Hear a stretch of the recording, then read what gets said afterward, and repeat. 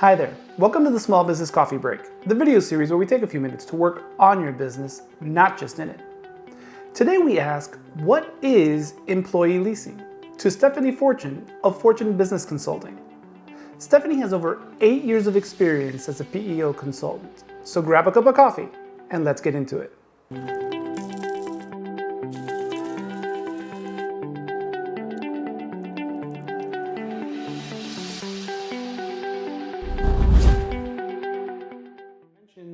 Co-employment, right? Which I think to most people probably doesn't mean very much. I only know it from an endorsement. There's an endorsement on a workers' compensation policy that says co-employment.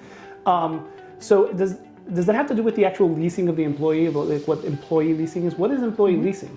Yeah, so it's a great question because that term has been used in the PEO industry, and there's a lot of overlap or interchanging of the terms, the two terms, but there is a distinction. So with a PEO or professional employer organization, again, you do have that co-employment. So both parties are still employers of those employees, right? Okay. So they both kind of share liability, responsibility, and as it pertains to the employees.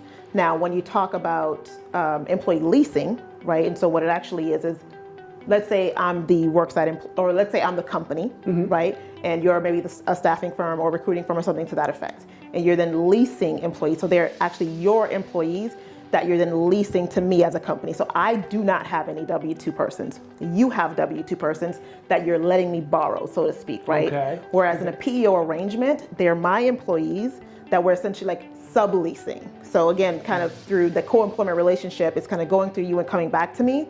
Whereas with leasing, it is strictly your employees that you're letting me borrow. Does that make sense? I think it does. So in an employee leasing or in a strict employee leasing situation, the employer, the company who's getting the services has really nothing to do with the actual individuals who are going to come and work at their site, right? So they have reached out to an employer who is going to lease the employees completely, but there was no relationship between the individual who is the employee and the business or the worksite employer.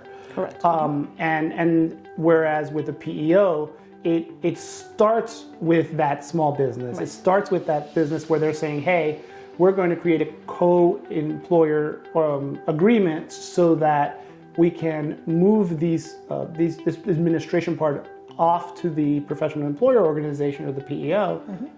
And then basically they come back contractually as my employees. Correct. But it started with the small business, it started with the work site. Correct. So like let's say for example, I have a trucking company or a construction company and I know the employee profile that I'm looking for, right? So I'm going to start maybe putting ads on Indeed, look for folks on LinkedIn. I'm going to start interviewing them, kind of going through that process. So their first contact is usually me as the employer, right? So I'm vetting them, I'm doing the interviews, so on and so forth. Once I decide to then hire them or once I want them to come on board, then I'm going to involve the PEO, right? PEOs do have a lot of resources where you can kind of leverage that, especially being a PEO client. If you need some support with recruiting, so on and so forth, you can access those resources. But again, it's kind of my decision as the employer to decide who I want to hire, who I want to interview, so on and so forth. And then they'll help me with the enrollment process because again, it's a co-employer relationship, right? So when you're talking about more of the employee leasing, it's strictly that leasing company, right? So you actually may not necessarily know who the folks are. You might say, hey, I'm looking for 3 truckers. This is my budget, so on and so on and so on. And they source whoever they want to find in terms of talent.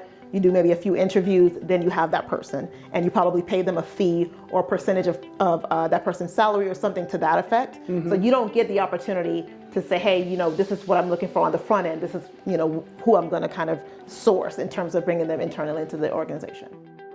Let's keep the conversation going.